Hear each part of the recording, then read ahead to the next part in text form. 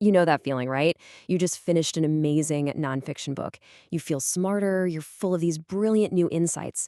And then a week goes by, maybe just a day, and it's all just gone. Poof. It's got to be one of the most frustrating things for anybody who loves to learn.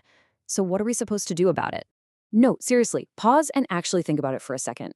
That last great book you read, can you, right now, name 5 big ideas from it? How about 3? Come on, just one big takeaway?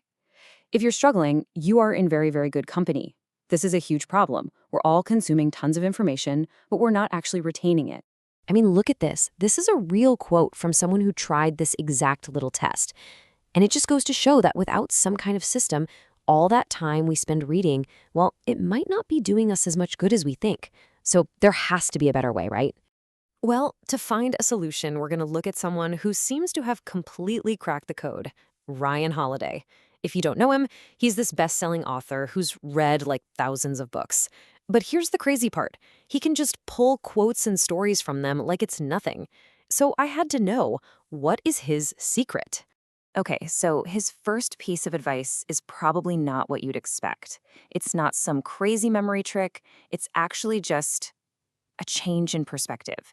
He says we need to cut ourselves some slack. The goal isn't to have a perfect photographic memory of every single page. Think about it. If you get just 1 or 2 genuinely life-changing ideas from an entire book, that's a massive win. So if perfect recall isn't the goal, then what is?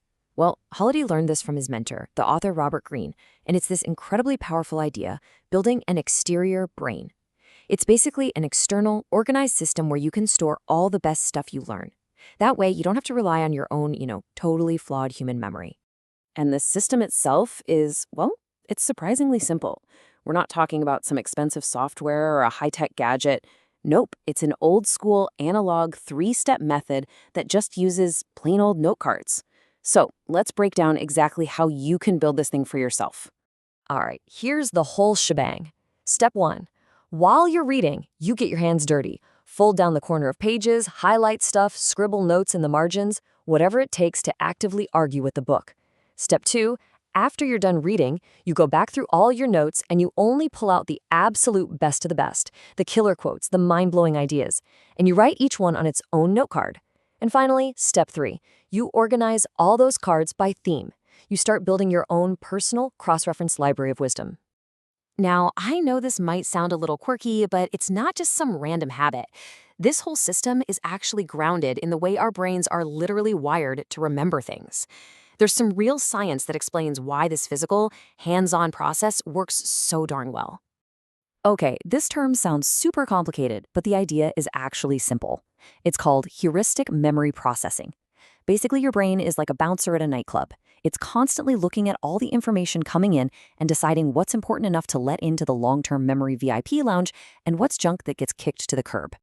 So what gets past the bouncer? Well, your brain pays attention to information you use a lot, stuff you've seen recently, and things it thinks you're going to need again soon. And this note card system, it hits all those triggers. By reading it, then writing it down, then organizing it, you're telling your brain 3 separate times, hey, this right here is important. You're essentially forcing it into your long-term memory. And this is exactly why Holiday is so big on doing this the analog way. Think about it. When you highlight a passage on an e-reader, it just kind of disappears into the cloud, right? It goes somewhere on your computer. But the physical act of writing something down forces you to process it, to summarize it, to engage with it on a way deeper level. And that leads to way, way better recall. Okay, let's be real for a second. There is a big trade-off here. This system is slow. This is not for people who want to brag about how many books they read in a year. Taking notes like this will absolutely slow you down. We're talking maybe 30 or 40% slower. But this is where Ryan Holiday's perspective just totally reframes the problem. He has this hilarious quote, because reading isn't a race to the finish line, is it? It's a conversation. You're having a conversation with some of the most brilliant minds who ever lived. Why on earth would you want to rush through that? The slowness isn't a bug. It's the entire point. It's a feature that forces you to actually enjoy the conversation. So, after going through this entire system, we land on what I think is really the most important lesson of all. It's a small but really powerful shift in how you think about what it even means to remember something. And here it is. This is the big takeaway. You can't remember everything, and you don't have to. The real goal is to build a system that you trust, an external brain where you've stored all the best stuff.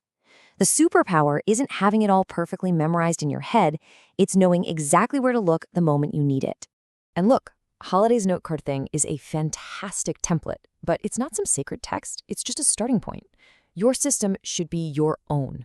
Maybe it's a mix of note cards and a digital app. The only thing that matters is that you find something that works for you and that you let it change and grow with you over time. So please, whatever you do, don't get paralyzed trying to figure out the perfect system before you even start. That's a trap. Just start. Start imperfectly. Grab a book, a pen, some note cards, and just begin. You can figure out the details and make it better as you go. So I'll just leave you with that question to chew on. What's your system going to look like? How are you going to start building your own external brain? It's a really small change in your routine, for sure, but I promise it can completely transform how you learn from the incredible world of ideas just waiting for you inside of books.